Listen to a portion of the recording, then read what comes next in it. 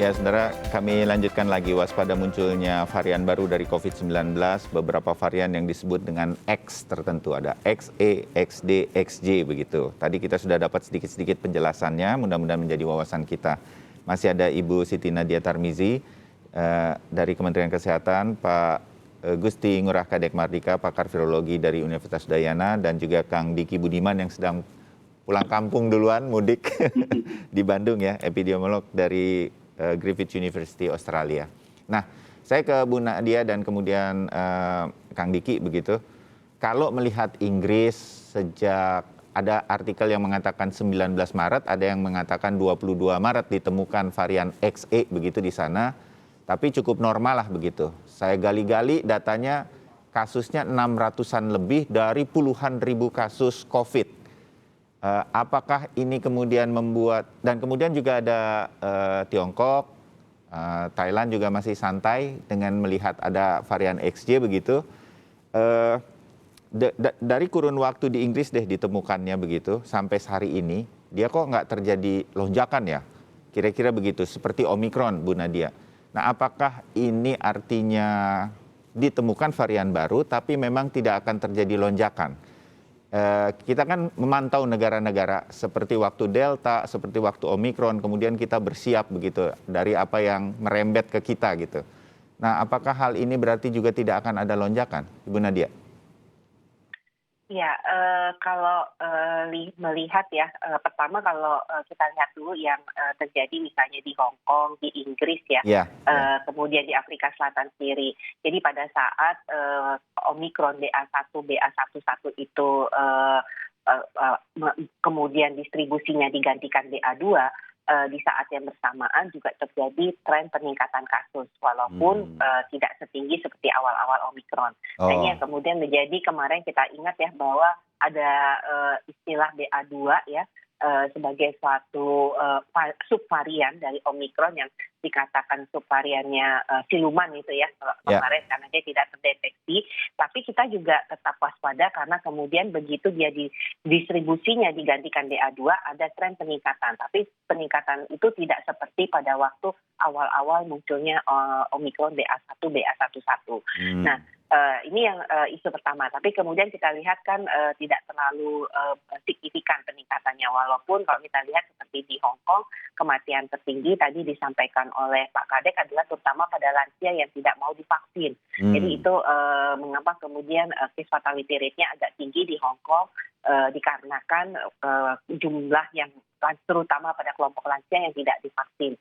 Yang kedua, kemudian kita melihat juga dengan adanya tadi dideteksinya subvarian lagi XE ya, yang pertama kali itu dideteksi di Inggris pada sampel di tanggal 19 Januari. Dan memang kalau kita lihat hanya tidak sampai 1.000 ya, hanya lebih dari 600-an, tapi tidak juga peningkatannya cukup signifikan, yang kemudian XE ini memperlihatkan menggantikan distribusi dari subvarian lainnya, ataupun juga kalau kita lihat angka tadi seperti Mas Bayu sampaikan ya, angka Inggris walaupun terjadi peningkatan kasus tidak ada lonjakan yang signifikan. Nah, tapi yang menjadi challenge sebenarnya di kita ini adalah kegiatan mudik dan Ramadan ya, yang kita tahu kan ini berbeda ya, seperti di Hong Kong maupun di Inggris kan tidak ada kegiatan besar. Kebetulan mereka nggak ada kegiatan yang mobilisasi besar seperti rencananya nih akan ada mudik nih menjelang Lebaran. Betul. Terbayang. Dan sejarahnya di kita begitu habis mudik atau apa ada lonjakan, begitu Bu Nadia ya. Oke. Betul. Nah, ini yang artinya kita harus waspadai dengan memperhatikan kondisi-kondisi negara lain sambil juga memperhatikan apa yang terjadi di kita ya. Karena ini kan pelonggaran pertama, dan pelonggaran pertama ini cukup memiliki tantangan yang besar, apalagi diprediksi orang yang akan mudik bisa sampai 2 kali lipat, bisa 80 juta. Kemarin aja waktu Delta itu 8 juta tuh yang mudik, Mas Bayu. Iya, dan dengan itu ada penyekatan waktu itu, ya. Betul sekali. Oke, terbayang. Kang Diki, bagaimana ini kewaspadaan kita? Tampaknya saya bilangnya kita agak sedikit ada pelonggaran nih di Lebaran kali ini. Jadi mudiknya nih akan hampir normal mungkin ya, kira-kira begitu. Kalau saya nggak bisa katakan mungkin ya memang sudah normal nih mudik kali ini. Eh, Apa yang kemudian bisa menjadi masukan dari Kang Diki agar kita tetap dalam kewaspadaan memantau varian-varian yang baru dari COVID ini? Ya, memang Ada saat ini mobilitas yang memang besar soalnya, betul, dakdikduk betul. lagi. Kita secara risiko satu potensi penyebaran wabah itu erat kaitan dengan mobilitas dan interaksi manusia, itu keras Ya. sekali. Ya, Dan di sisi lain kalau bicara patogen ya, apapun itu, yang kita lihat itu adalah kecepatan dan keparahan. Tadi keparahan Prof. Kadek belum mendapat informasi, jadi saya akan nunggu dari Prof. Kadek nih. ya, Nah, tapi dari kecepatan, ini kan sudah ada dari WHO nih, bahwa 10% lebih dari BA2. ya, Nah, dari sisi itu sebetulnya artinya ada fenomena denominator namanya, yang bisa mengarah, tadi lagi sudah disampaikan oleh Dr. Nadia dan maupun Prof. Kadek, bahwa ada kelompok dirawan di masyarakat kita, lansia atau yang belum divaksin, atau yang belum memilih imunitas lah. Katakanlah yang tadi kita rujuk angkanya Prof. Kadek 80%. Nah, ada 20% penduduk kita yang masih rawan. ya, Nah, 20% penduduk kita ini, kalau dilihat penduduk Indonesia hampir 300 juta, besar sekali, lebih besar dari Singapura. Nah, artinya potensi adanya ledakan tentu ada. Oke. Itu secara teoritis tetap akan ada. Karena Ya, bicara potensi lonjakan itu ada jumlah penduduk yang rawan cukup signifikan. Dan itu signifikan banget, 20% itu kurang lebih ya. Nah, apalagi kita bicara ada anak nih di bawah 5 tahun yang belum eligible untuk vaksinasi.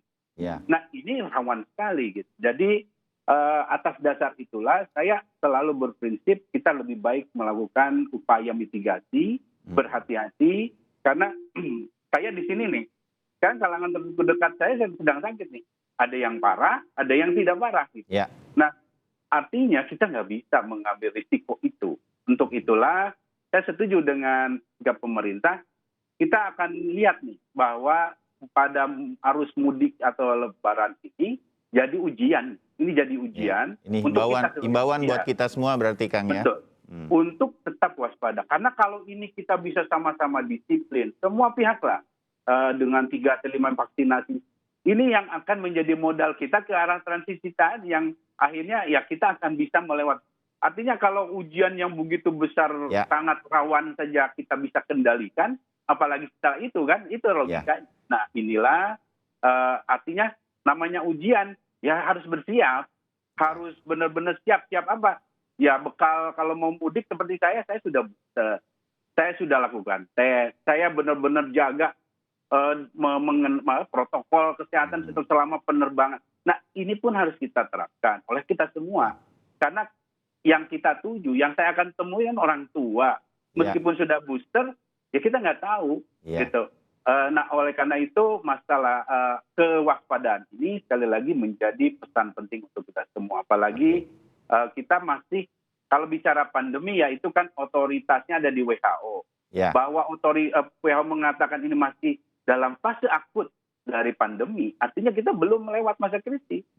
Karena batasannya fase akut ini terlewati, WHO menetapkan 70% dari total populasi dunia sudah divaksin 2 dosis. Ya. Itu yang belum. Gitu. Okay. Nah, kita kalau bicara Omikron ke sini, data-data menunjukkan booster menjadi penting. Nah, ini booster lagi juga kita masih PR ya. Ya mohon maaf, Dr. Nadia, kita harus dorong ini gitu. Jadi jangan sampai masyarakat abai ini karena merasa sudah 2 dosis, sudah ini. Betul, ada yang sudah 2 dosis kemudian terinfeksi menjadi lebih membeli proteksi, tapi kan kita nggak tahu siapa itu. Gitu. Jadi jangan ambil risiko itu. Lebih baik mencegah daripada terinfeksi. Ya, setuju. Mudah-mudahan ini menjadi imbauan bagi kita semua, mengingatkan kita menjelang mudik. Prof. Kadek, berkaitan dengan apa yang kemudian terjadi bahwa ya sekarang ini tampaknya varian-variannya lebih cepat menular, tetapi mungkin sampai saat ini ya masih terus kita tunggu juga dari kajian-kajiannya Prof. Kadek dan teman-teman di Udayana. Mudah-mudahan tidak berat begitu, seperti kira-kira Omikron, bahkan kalau bisa lebih turun lagi. Apa imbauan dari Prof. Kadek juga untuk kewaspadaan Bali sudah sempat ada perayaan ya, Nyepi dan Ogoh-ogoh. Ya. Kemudian Ya. sampai sekarang alhamdulillah ini tidak ada kemudian sesuatu yang melonjak. Oke. Nah, hal semacam ini, Prof. Kadek, apa yang sebenarnya kemudian bisa kita serap dari situ? Ya, satu poin dari munculnya varian ini, data sudah tersedia bahwa BA2 itu sekarang sudah 90% virus Omikron yang diupload itu sudah BA2. Artinya sudah sangat dominan. Dan artinya tren dunia. Jadi tren dunia, Mas Bayu, tren dunia itu lihat mungkin data WHO, data Worldometer dan WHO per hari ini, itu trennya sudah stabil menurun. Artinya sudah jelas Omikron, kemudian memang kita tidak bisa mengatakan virus ini tidak ganas atau lebih ganas karena sebagian besar sudah terpapar Delta, sebagian besar sudah divaksinasi. Itu poin. Nah, sedangkan untuk masyarakat Indonesia, saya kira mungkin sulit sekali. Kita sulit mungkin Ibu Nadia mencegah masuknya varian-varian baru dari luar, pasti akan lolos. Kita sudah semua negara di dunia sudah tidak mampu membendungnya, sudah tidak akan mampu membendungnya. Artinya sementara ini kita masih dalam suasana pandemi, dengan tadi tentu kemudian tugas pemerintah adalah mengurangi tekanan pada sistem kesehatan yang disebut dengan pandemi kan ketika sistem kesehatan kewalahan. Nah itu, jadi sehingga kemudian dilakukanlah protokol-protokol mudik dan lain sebagainya dengan catatannya itu vaksinasi lengkap bahkan booster. Ini saya kira ini sudah bukan eksperimen sederhana ini Ibu Nadia, ini syaratnya harus sudah vaksin, harus sudah booster, baru boleh mudik. Tapi yang bermasalah adalah donornya sudah divaksin, tapi resipien orang-orang tua yang di kampung yang barangkali yang belum divaksin. Ini juga mestinya Ibu Nadia dibuat segera percepatan. Kalau bisa sebelum Lebaran itu seluruh penduduk Indonesia semakin banyak semakin baik sudah divaksin atau booster. Nah, pesan saya sekali lagi, vaksin efektif dan sebaiknya semakin prosentase semakin banyak orang yang divaksin itu akan semakin baik. Saya kira itu pesan saya, Mas Bayu. Terima kasih Pak Kadek. Ini vaksin ya. Ibu Nadia, boleh singkat Bu? Saya terbatas waktu menjelang mudik ini, mungkin imbauan kepada kita semua. Silakan. Iya, baik Mas Bayu. Jadi mungkin satu kabar berita baik bahwa kalau kita bandingkan dengan jumlah penduduk Indonesia yang sudah mendapatkan vaksinasi dosis lengkap itu sudah 60%. Jadi artinya kita butuh untuk sama-sama nih Mas Bayu untuk kemudian segera melengkapi sesuai yang disampaikan Pak Diki tadi 70%. Supaya betul-betul dengan cakupan vaksinasi tinggi ditambah dengan saat mudik ini kita punya proteksi yang tinggi sehingga tadi saat kita bersilaturahmi dengan keluarga yang umumnya lansia dan yang punya komorbid, karena dua kelompok ini tadi Pak Kadek sampaikan ada kelompok yang paling rentan untuk bisa timbul sakit parah ataupun juga kemudian pada kematian, ini yang harus kita proteksi bersama. Oleh karena itu supaya mudik kita aman, kita tetap waspada, protokol kesehatan diterapkan dan segera tingkatkan proteksi kita dengan melengkapi vaksin dosis kedua ataupun menambah dengan dosis ketiga atau booster. Baik, terima kasih Ibu Nadia dan semoga nanti setelah mudik tidak terjadi gelombang kesekian atau lonjakan yang tinggi, itu menjadi patokan bagi pemerintah untuk kemudian menjadikan pandemi menjadi endemi. Amin, mudah-mudahan begitu. Bu Nadia, terima kasih. Pak Kadek, terima kasih. Kang Diki, terima kasih untuk diskusinya. Assalamualaikum warahmatullahi wabarakatuh. Salam sehat. Waalaikumsalam. Ya.